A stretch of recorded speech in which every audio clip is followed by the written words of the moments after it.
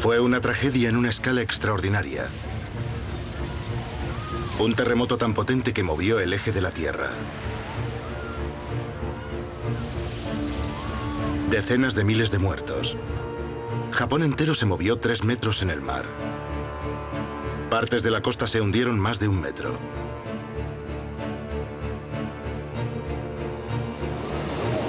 ¿Qué fuerzas se unieron para crear ese terrorífico desastre? Un equipo de científicos está investigando. Nunca antes habíamos contado con tanta abundancia de datos. En este terremoto no hay misterio, sabemos qué ocurrió exactamente. La costa de Japón está en ruinas. Increíblemente, podría haber sido aún peor. Esta es la historia inédita de cómo la ciencia salvó vidas y cómo los científicos están averiguando qué fue lo que ocurrió exactamente. El tsunami de Japón. ¿Cómo ocurrió?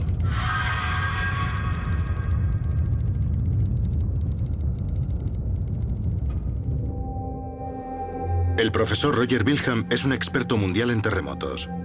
Está en Japón para ser testigo de las secuelas. En este momento volamos sobre la costa y gran parte de la costa se ha hundido 1 metro. La amplitud de los daños es realmente increíble. El tsunami se lo llevó todo a su paso, coches, casas, naves industriales, y los fue arrastrando tierra adentro. Una de las cosas que me gustaría ver es hasta dónde llegó, qué tipo de escombros fueron quedando al paso de esas olas gigantes. Wilhelm es el primer geólogo que lleva a cabo un reconocimiento aéreo de los daños. Todos los detalles de este desastre natural han quedado registrados en sismómetros, extensómetros y mareómetros, lo que permite analizar a los expertos qué ocurrió exactamente. Pero esto ha sido, sobre todo, una tragedia humana de una escala inimaginable. Yo quería saber desesperadamente. Por eso he venido hasta aquí. Ha destrozado gran parte de las infraestructuras de Japón, puesto de rodillas a una de las naciones más desarrolladas del mundo.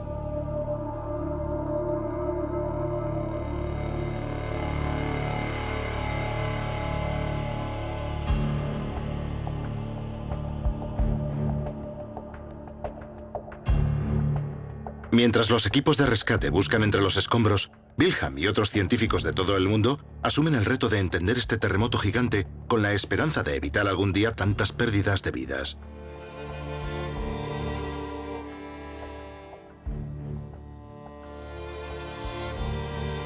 El origen del desastre está situado a 100 kilómetros de la costa.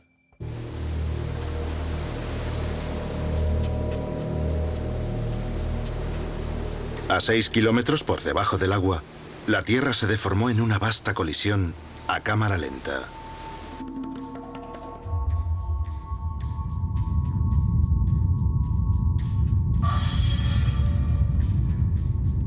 La corteza terrestre está formada por varias losas rocosas del tamaño de continentes, las placas tectónicas. Japón está situado sobre una de las líneas divisorias entre esas placas. La placa del Pacífico se desplaza 8 centímetros al año, la misma velocidad a la que crecen las uñas. La placa del Pacífico se mete por debajo, enganchando y arrastrando parte del terreno en su recorrido. La placa en la que se asienta Japón se comprime y se comba bajo la presión. Una tensión inmensa se ha ido acumulando a lo largo de décadas y de siglos. La energía que provocó este terremoto lleva 200 años acumulándose. Está causada por el movimiento de la placa del Pacífico hacia la placa de Eurasia. Piensen en una goma elástica gigante que llevara 200 años tensándose.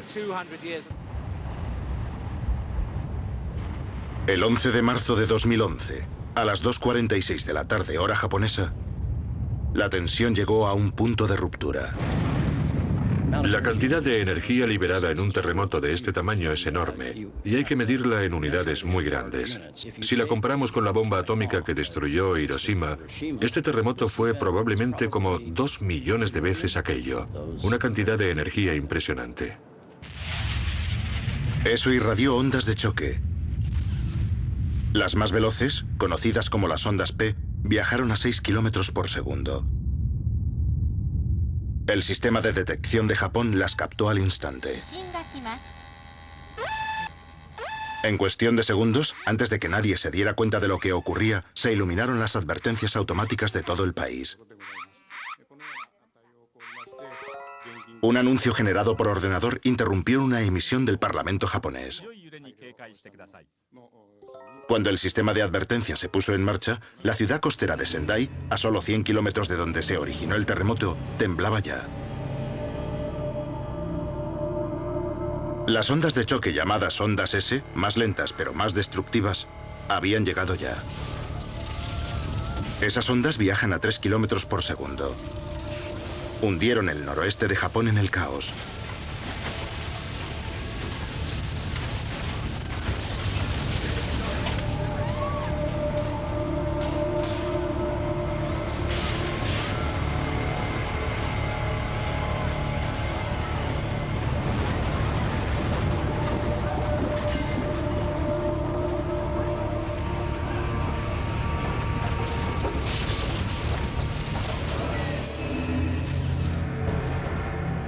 Las ondas, en su propagación, pasaron por Fukushima Daiichi, 150 kilómetros al suroeste del epicentro. Una central nuclear que alberga 6 reactores y que generaba 4,5 gigavatios de electricidad para la red de la zona.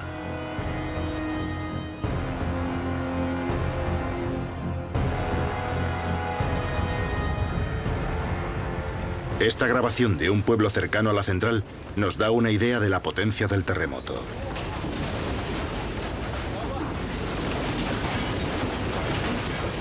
El sistema de advertencia de Japón había apagado automáticamente los reactores. Enfriarlos llevaría tiempo. Cuando piensas en un apagado, piensas que ya no hay peligro porque está apagado. Pero el núcleo del reactor estaba todavía muy caliente. Si tenemos una bandeja en el horno y lo apagamos, el horno sigue calentando dentro, después de haberlo apagado. Después del apagado, los generadores diésel de urgencia entraron en acción para bombear refrigerante a través de los núcleos de los reactores. Fukushima sobrevivió intacta al terremoto, pero había un gran problema. Está situada a metros del mar. A 11.000 kilómetros de distancia, el personal del Centro de Alerta de Tsunamis del Pacífico en Hawái recibía mensajes en sus buscas. A los 10 segundos de que empezara el terremoto, sus efectos ya eran monitorizados en todo el mundo. Japón tiene muchos sismómetros. Hubo mucha información muy pronto. Cuando nos llegó el mensaje, aún no había terminado el terremoto. Las primeras indicaciones, una magnitud de unos 7 grados.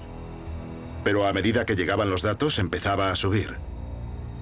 7,5, 7,7, más de 8.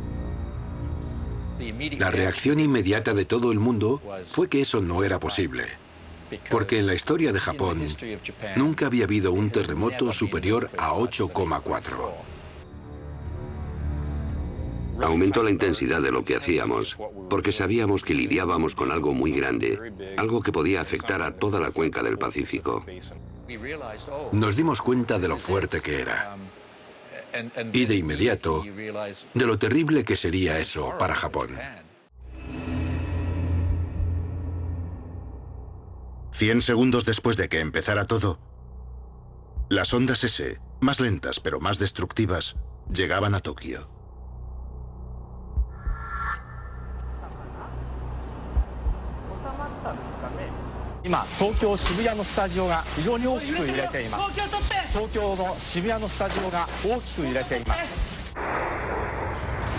Con 60 segundos de aviso previo, Tokio estaba ya preparada.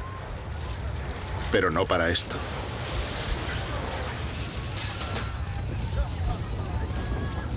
El terremoto duró nada menos que 5 minutos.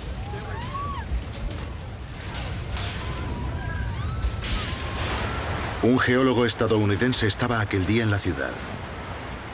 Esperábamos que terminara a los 10, 15, 20 segundos, algo así. 1 minuto como mucho. Hacia el minuto 3 o 4 estábamos atónitos de que aquello siguiera y siguiera y siguiera. Lo distinto de un terremoto grande es que empieza, pero no se detiene. Nos mirábamos unos a otros diciendo, ¿se ha terminado ya? No, continúa. Y nos íbamos dando cuenta de que era cada vez más grande y tenía que estar bastante cerca.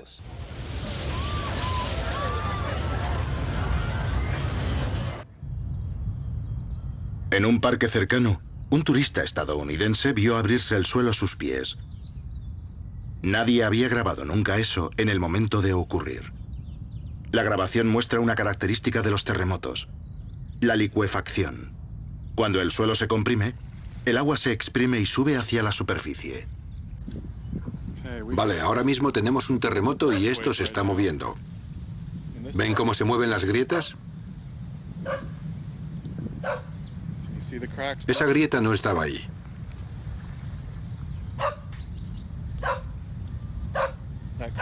Esa grieta se agranda y se reduce.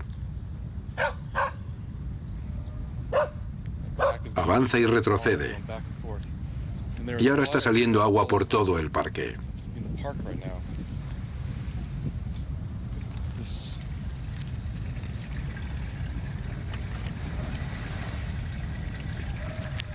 Y aquí hay una grieta enorme y todavía se mueve. Va adelante y atrás, oscilando. Me está poniendo nervioso, porque este suelo podría ceder. No sé. En los días siguientes, los científicos incrementarían la magnitud del terremoto hasta el 9. Los sistemas de aviso funcionaron, y la mayoría de los edificios seguían en pie. Pero antes de que terminara el terremoto, todos en Japón sabían que faltaba lo peor. Quedaban solo minutos para que llegara un tsunami. La pregunta ahora era cuántos podrían escapar a tiempo.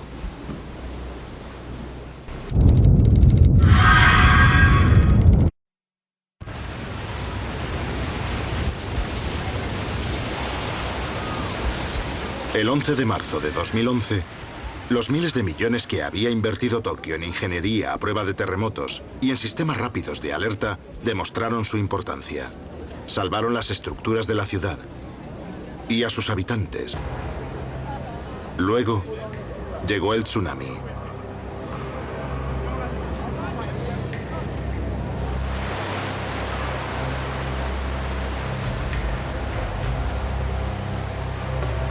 El tsunami fue desencadenado por la explosiva liberación de energía del terremoto a 100 kilómetros de la costa.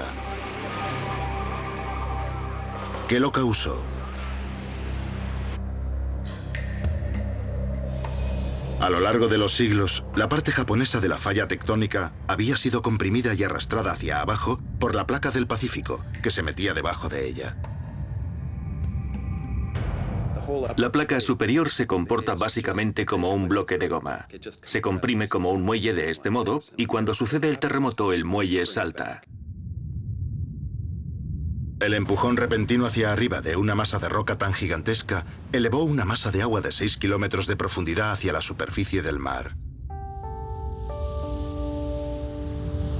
Al colapsarse nuevamente hacia abajo, olas inmensas cruzaron el océano. No como las olas normales, sino más bien como las ondas de choque de una explosión. Solo tenían 1 metro de altitud, pero medían más de 100 kilómetros de delante a atrás y se desplazaban a una velocidad terrorífica.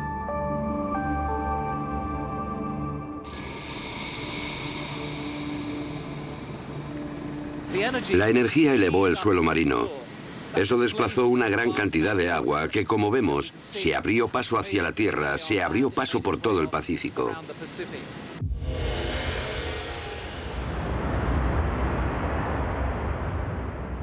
Un lado de la ola cruzó a toda velocidad por el Pacífico. El otro lado corrió hacia la costa de Japón. Los tsunamis viajan muy deprisa, a una velocidad que depende de la profundidad del agua. Si se produce en el océano profundo, el tsunami viaja muy deprisa. Llega a alcanzar la velocidad de un avión a reacción. A más de 800 kilómetros por hora, la ola tardó solo unos minutos en llegar a la costa. Allí, la menor profundidad frenó la parte frontal de la ola. Pero la parte trasera, más veloz, seguía avanzando. Empezó a adelantar a la parte frontal. El aumento de la presión empujó al agua hacia arriba, produciendo una marea en ascenso.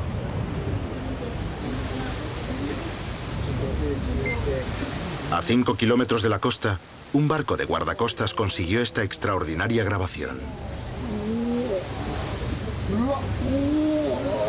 El tsunami encabritándose a medida que la profundidad disminuía.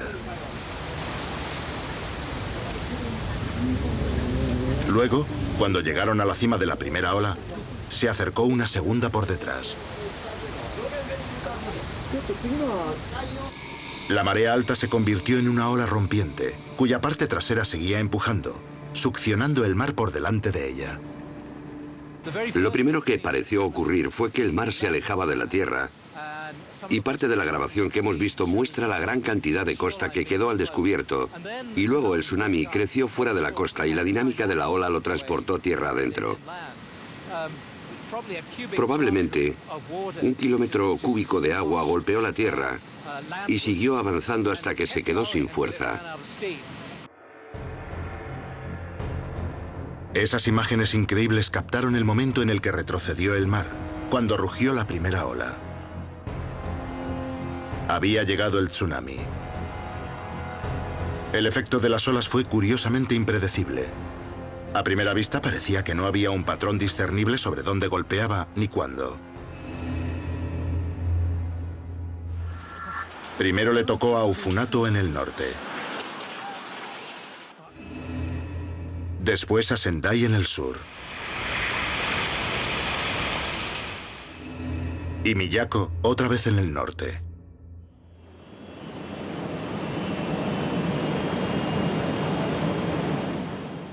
Las mediciones de las estaciones de seguimiento del tsunami a lo largo de la costa eran igualmente confusas. La altura de la ola variaba drásticamente de un pueblo a otro. ¿Por qué? La profundidad variable del lecho marino tenía parte de la culpa. Donde el agua es más profunda, el tsunami viaja más deprisa y llega antes a tierra. Otro factor son las complejidades de los acantilados, bahías y ensenadas que hay a lo largo de la costa. Depende de cómo se ve afectada la ola por la geografía o la topografía de la costa. Esto es Ofunato, el primer lugar donde golpeó la ola. El agua profunda cerca de la costa ofrecía poca resistencia a la ola. Sonaron las alertas del tsunami, pero aquí había poco tiempo para llegar a terreno más alto. El primer aviso que tuvo la gente fue el hecho de que hubo un terremoto. La gente se ha acostumbrado a que si hay un terremoto, hay una posibilidad de que lo siga un tsunami.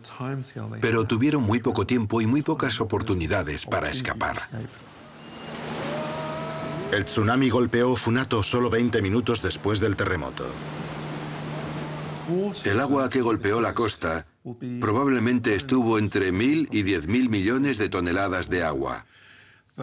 Eso es como coger 1 millón de piscinas y vaciarlas de golpe en las zonas costeras del noreste de Japón.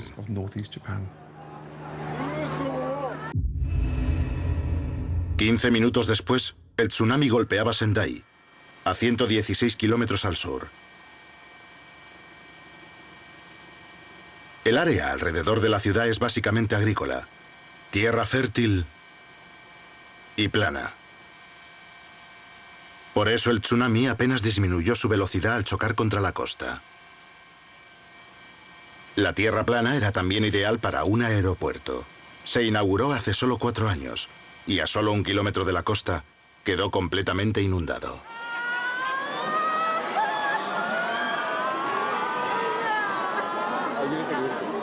Golpeó áreas muy bajas y no habiendo nada que le impida moverse hacia el interior, pudo trasladarse 6 o 7 kilómetros tierra adentro sin encontrar impedimentos. Si no hay gran cosa que lo frene, la longitud de onda del tsunami es tan grande que no parará hasta que alcance algo, algún terreno alto, o seguirá avanzando.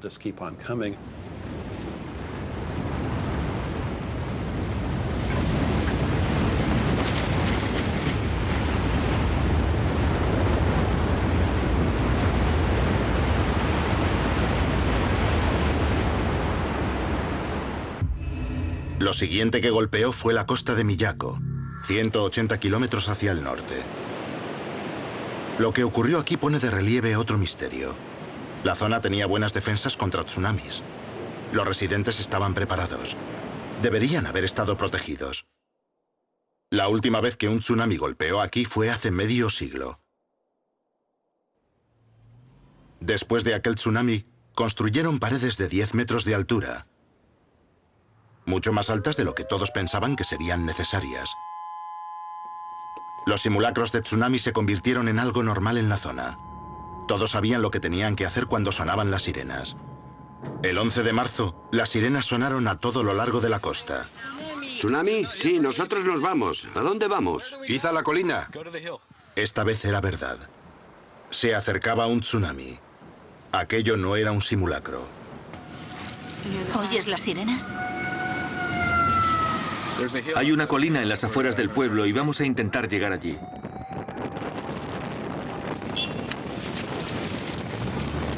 Es una medida de precaución, pero nunca se sabe.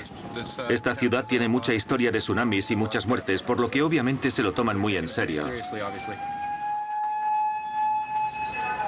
Las alertas salvaron la vida de algunos. Esta grabación recoge el momento después de que sonaran las sirenas. ¡Ahí llega!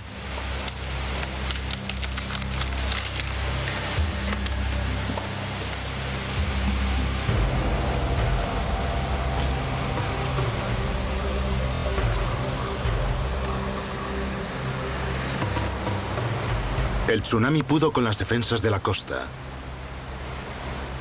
Los altos muros de Miyako resultaron inútiles.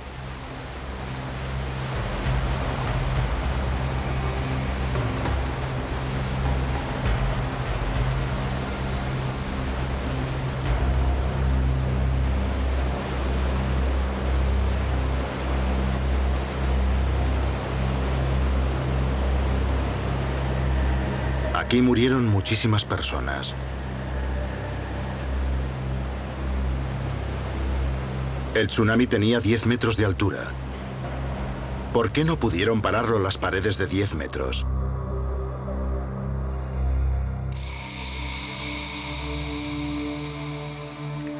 Con miles de sensores colocados a lo largo de la costa, los científicos tienen ya parte de la respuesta. El hecho de que la costa bajara implicaba que el mar tenía mucho espacio al que ir. Básicamente, llenó el espacio vacío que dejó el hundimiento. Varios pueblos han quedado completamente arruinados, sin supervivientes, y el número de víctimas muy posiblemente llegará a las decenas de miles en el recuento final. Los datos de los sensores habían revelado algo increíble. El terremoto había hecho que toda la línea de la costa se hundiera 1 metro, bajando también los muros de Miyako y haciendo que el tsunami fuese mucho peor.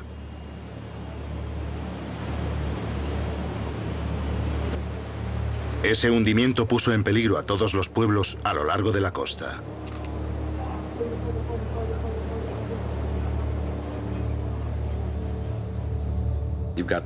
Tenemos la ola del tsunami acercándose por encima de lo que sería básicamente un vacío de 2 metros de tierra hundida.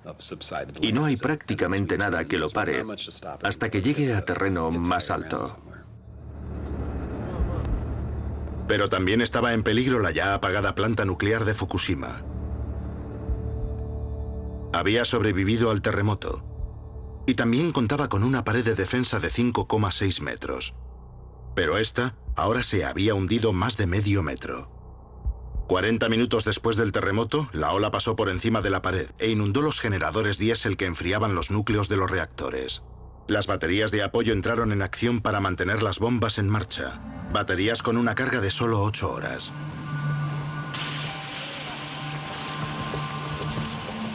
Con miles de muertos ya confirmados, y ahora el peligro de un desastre nuclear, Japón estaba en crisis.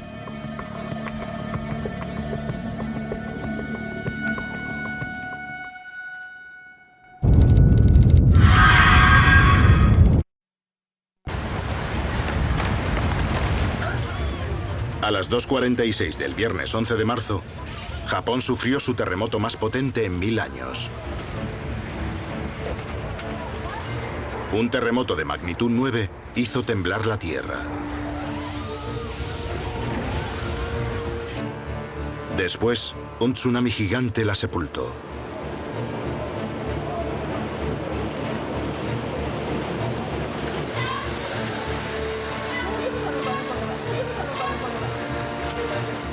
Por la noche se produjeron muchos fuegos a lo largo de un terreno inundado por el mar. El petróleo de factorías y el gas de las tuberías rotas prendieron fuego a cientos de kilómetros cuadrados de escombros. En Tokio, el sistema de trenes quedó paralizado. Millones de personas durmieron en oficinas y esperaron el amanecer. Entretanto, la ola del tsunami seguía extendiéndose por el océano a 800 kilómetros por hora. Países a todo lo largo de la costa del Pacífico observaban la situación con nerviosismo. En Hawái, el centro de alerta de tsunamis estaba en alerta máxima. Enseguida comprendimos que este era, básicamente, el primer gran tsunami que cruzaba el océano en 40 años. Intentaban calcular con frenesí cuándo y dónde golpearía la ola a continuación. En ese punto entramos en estado de alerta para todo el Pacífico, lo que implicaba otro mensaje y muchas llamadas. Punto de alerta estatal, aquí el centro de alerta de tsunamis del Pacífico. Hawái emitió una alerta de evacuación. La gente se dirigió a terreno alto. La ola que golpeó Hawái tenía 1 metro de altura. Causó daños, pero por suerte la distancia la había debilitado. Esta vez no se perdieron vidas. Con la ola ya muy disminuida, los países del Pacífico fueron reduciendo sus alertas. Pero Japón despertó a una pesadilla.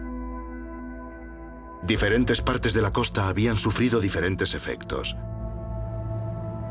El periodista del Canal 4, Callum McRae, se desplazó a lo largo de la costa japonesa para comparar los niveles de destrucción y descubrir hasta dónde llegaban los daños del tsunami.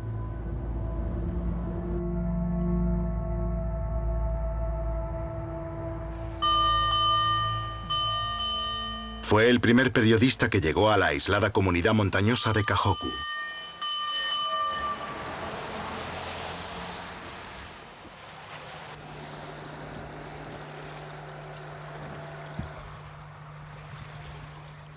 Estamos en las montañas, a 8 kilómetros de la costa.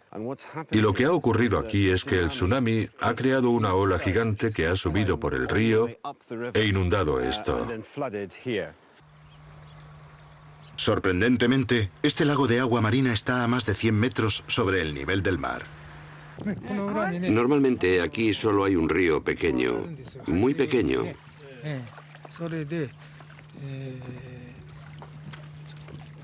Normalmente lleva muy poca agua.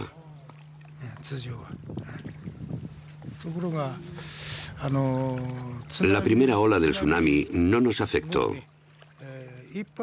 Pero con la segunda ola, el agua empezó a llegar hasta aquí. A la mañana siguiente estaba todo esto inundado.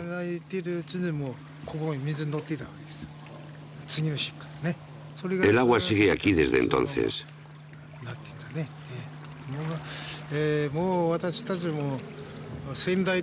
Tengo 70 años. Y nunca había visto nada igual. Nunca. Los habitantes de la zona temen que al retirarse el agua, deje al descubierto cuerpos arrastrados hasta aquí desde la costa. Viajando hacia el norte, al principio el pueblo de Ofunato parecía intacto. Miren allí. Esas casas parecen no haber sufrido daños. Incluso tienen electricidad aquí. Es rarísimo. Más cerca de la costa, era otra historia.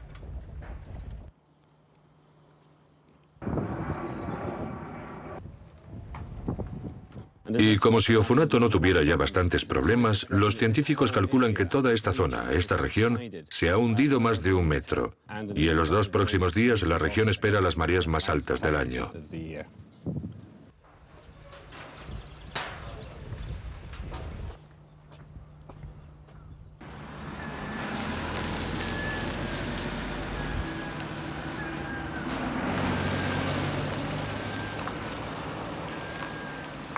El mar está a 500 metros hacia allí abajo. Y sin embargo, aquí tenemos esto. Es algo increíble ver esto. El tsunami ha arrastrado todo esto hasta aquí arriba. Y lo sorprendente, lo que resulta todavía más increíble, es lo que esto expresa del tamaño del tsunami. Porque el Centro Meteorológico de Japón acaba de sacar cálculos provisionales que dicen que el tsunami que golpeó esta zona medía unos 3,5 metros de alto. Ahora bien, aquí estamos entre 7 y 8 metros sobre el nivel del mar, e incluso con la elevación. El hecho de que pudiera traer todo eso hasta aquí arriba sugiere que el tsunami aquí era mucho más alto de 3,5 metros. Esto resulta extraño incluso entre tanto caos. Barcos, camiones y coches depositados encima de edificios mucho más altos que la supuesta altura de la ola. Eso sucede porque cuando el agua se abre paso por zonas restringidas, como calles, pueblos y ciudades, está dentro de un embudo, y el agua tiene que ir a alguna parte. Así que va hacia arriba dentro de ese embudo y arrastra materiales. Empuja coches encima de tejados que a veces miden más de 15 metros. Y en algunas zonas, el impacto de esto será aún mayor, en particular cuando tenemos calles estrechas. Cuando el agua empieza a arrastrar parte de los almacenes del muelle, los escombros y todo eso, se vuelve más como un glaciar. Es decir, es una pared de escombros que se mueve. Y cuanta más masa tiene, más potencia tiene también. En cierto modo ya no parece agua. Parece como si el pueblo entero se desplazara, y así es. Toda la masa de edificios, coches, frigoríficos y demás que hay en esa pared es fundamentalmente un glaciar de escombros en ese momento y sigue avanzando.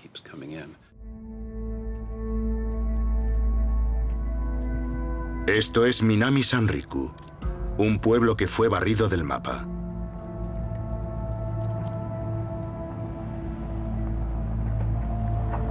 El 95% de los edificios fueron destruidos.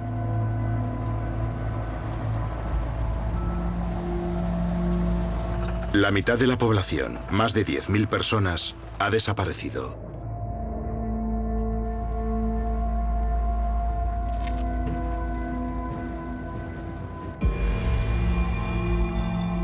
Este lugar, Minami Sanriku, probablemente simboliza la tragedia más que ninguna otra parte. Un pueblo entero barrido del mapa por la fuerza de la naturaleza.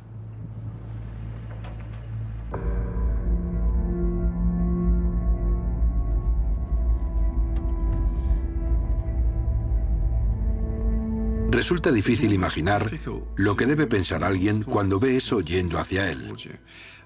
Y al golpear la costa, empieza a arrastrar escombros, arrastra edificios, coches y cosas, y acaba siendo una masa terrorífica que atraviesa pueblos, ciudades y campos, arrasándolo todo a su paso. Ya sería bastante malo si fuera solo agua. Pero como está llena de coches y no puedes nadar contra ella, ni flotar contra ella, ni hacer nada, es como si estuvieras delante de una excavadora que moviera el pueblo entero.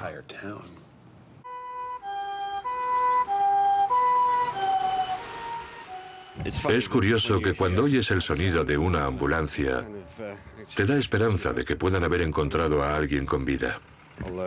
Aunque eso debe ocurrir cada vez menos, pues cualquiera que sobreviviera y quedara atrapado, casi con seguridad, habría muerto ya de hipotermia. En el pueblo de Rikuzen, Takata, los equipos de rescate buscan supervivientes y encuentran muertos. Cuando encuentran un cuerpo, clavan un palo largo en el suelo con una bandera atada para poder recuperarlo más tarde. Es una tarea dura y triste.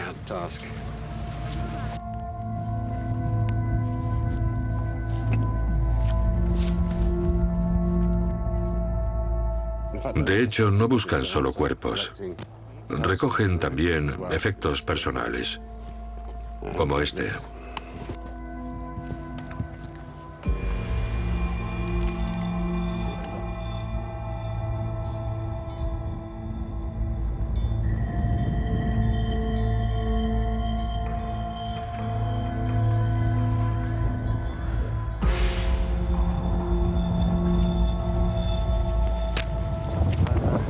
Me temo que lo que tenemos aquí ahora son más cuerpos esperando a que se los lleven.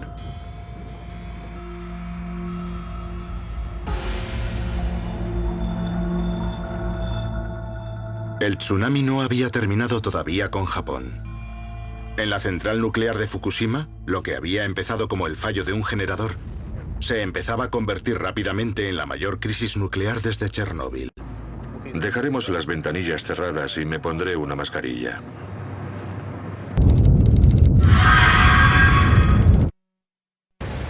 Los científicos han recopilado ya más datos del terremoto y del tsunami de Japón que de ningún otro desastre en la historia.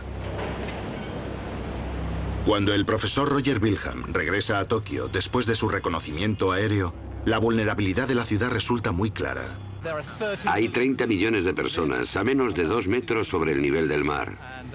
Y un tsunami aquí sería devastador. De pronto, un problema. Acabamos de tener un terremoto grande. ¿De verdad?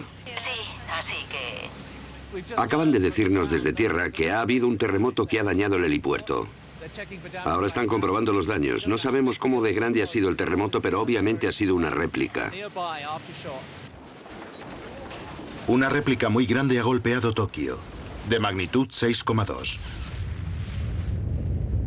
En la semana que siguió al terremoto principal hubo más de 500 réplicas a lo largo de la falla. Estos son datos reales de sismómetros de Japón. Cuanto más grande el círculo, mayor es la réplica. El temblor ha cesado ya. Voy a proceder. Por fin, el helicóptero de Wilhelm tiene permiso para aterrizar. Los daños en Tokio resultan evidentes ya en el helipuerto. Veo la pista aquí, que debería estar oscura por todas partes. Está manchada de blanco en algunos lugares. De hecho, por esta grieta ha salido arena, y hay otra allí y otra más allí. Estamos muy cerca de la costa y la sacudida del suelo durante el terremoto ha hecho que la ola subterránea haga subir arena licuada hacia arriba.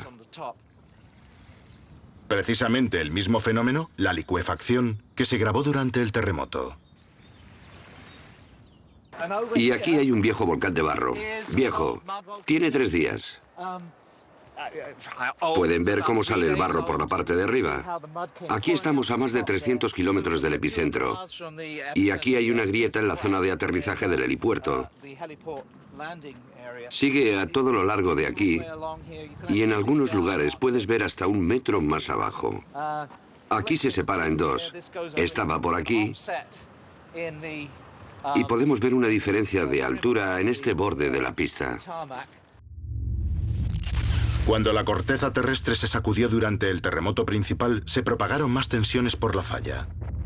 Se alivia la presión en un lugar y se acumula en otros, provocando las réplicas. Lo que ven aquí es cómo sucedieron esas réplicas durante un periodo de 1 semana después del temblor principal.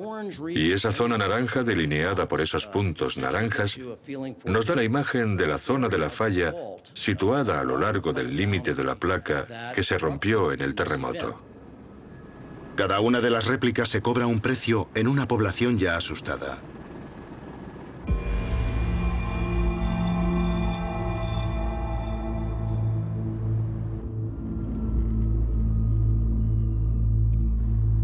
El periodista Callum McRae se siente conmovido por la difícil situación de la gente del lugar.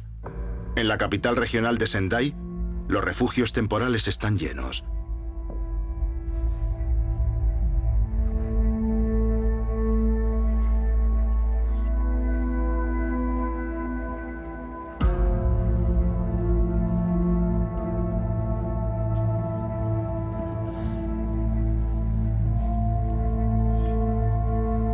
Pero en una ciudad oscurecida y asolada, parece que hay al menos una persona que intenta aferrarse a la normalidad. Estamos en Zendaya, a 300 o 400 metros de la orilla, en medio de una escena de caos apocalíptico. Hace frío, está oscuro, no hay electricidad en ninguna parte.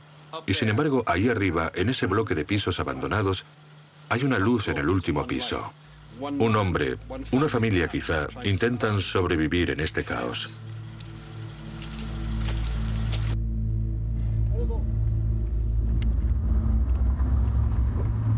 Al día siguiente, el regreso a Tokio. La carretera principal que une el norte y el sur está vacía. Un recuerdo de los daños que este desastre ha causado y sigue causando.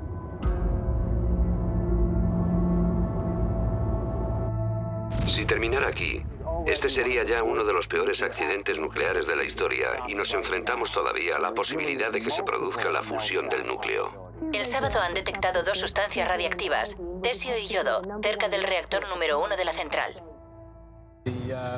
La central nuclear de Fukushima está a 60 kilómetros en esa dirección. Esos son unas 39 millas, creo. Y tenemos las ventanillas cerradas y vamos deprisa. ¿Quién sabe si eso es seguro? Los consejos son contradictorios. El gobierno estadounidense ha propuesto una zona de exclusión de 80 kilómetros. Y, por supuesto, estamos dentro de esa zona. Por otra parte, el gobierno japonés dice que estás bien siempre que no te acerques a menos de 30 kilómetros. ¿Cómo saberlo, pues? Nadie lo sabe. Pero seguiremos con las ventanillas cerradas y me pondré una mascarilla. La mascarilla queda bien, ¿eh? El peligro que representa la planta de Fukushima sigue sin estar claro. Entretanto, los científicos han empezado a analizar el sorprendente número de réplicas que siguen sacudiendo Japón. El temblor principal fue seguido por cientos de terremotos de magnitud 5, docenas de magnitud 6 y un puñado de magnitud 7. Cuando tienes un patrón de un terremoto seguido de otro más grande, nunca sabes si va a volver a ocurrir. El sistema de alertas de terremotos de Japón sí salvó vidas. Y el sistema de alertas de tsunamis de Hawái también salvó a miles. Cuando el tsunami cruzaba el océano, el centro de alerta no lo perdía de vista.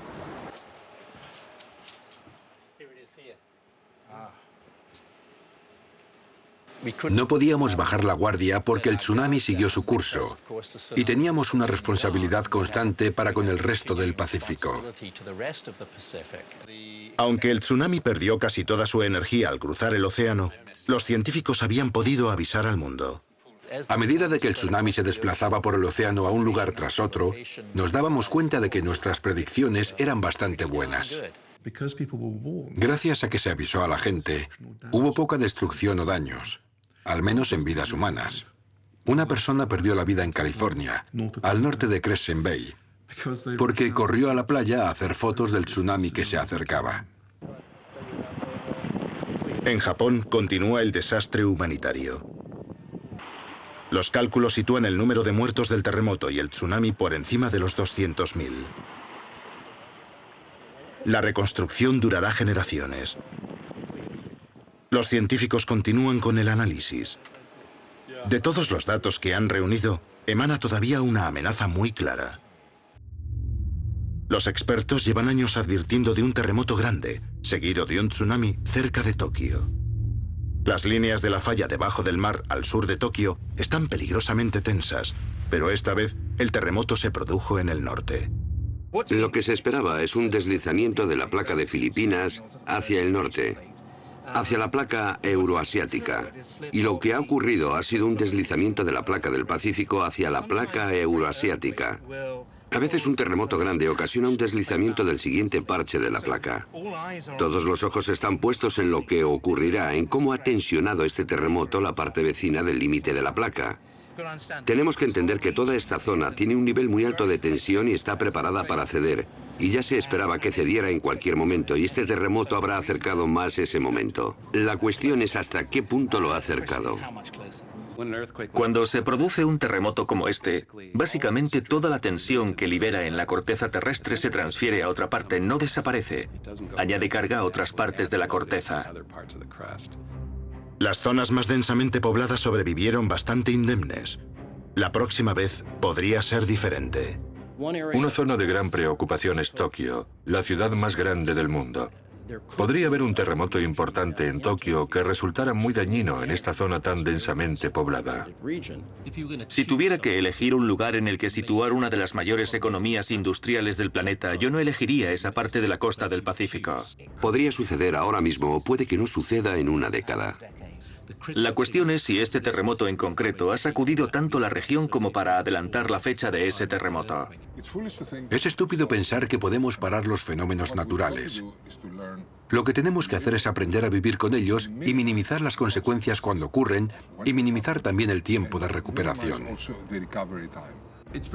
Es muy difícil que la ciencia nos proteja de terremotos y tsunamis. Lo que puede hacer la ciencia es ayudar a arquitectos e ingenieros a construir edificios más fuertes, diseñar edificios y ciudades más resistentes. No podemos evitar que esas cosas ocurran, no podemos impedirlo, pero sí que podemos prepararnos para ellas.